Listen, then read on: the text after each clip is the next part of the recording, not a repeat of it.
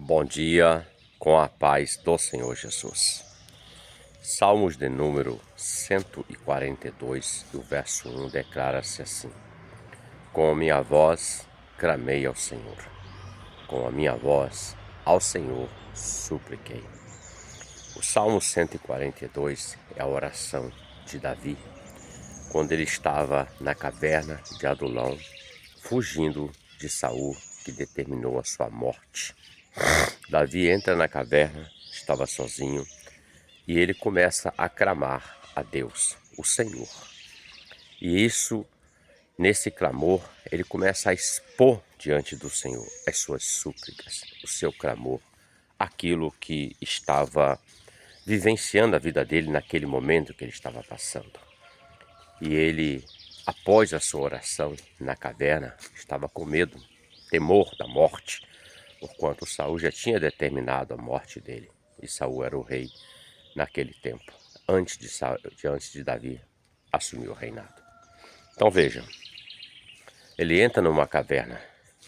Nós, quando estamos em situações de aflições difíceis da nossa vida, situações complicadas, nós também entramos em tipos de caverna. Alguns procuram isolamento, outros procuram refúgio, socorro e saída em outras coisas desta vida.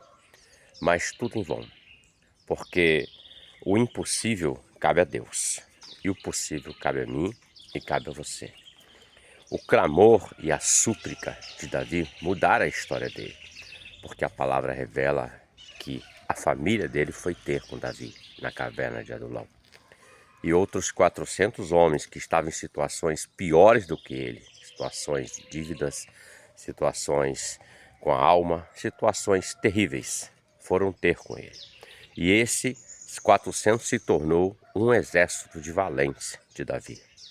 O que eu aprendo e observo é que, mesmo que nós entremos em alguma caverna dessa vida, situação difícil, o que não podemos deixar é de crer no Senhor, é de clamar ao Senhor, é de entrar à presença do Deus Altíssimo e dizer: Senhor, socorre-me. Senhor, com a minha voz eu te suplico.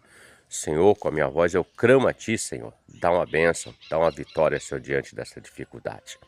Davi, quando sai, ele principia, há um princípio, melhor dizendo, da sua vida como governante, como rei, como guerreiro que é.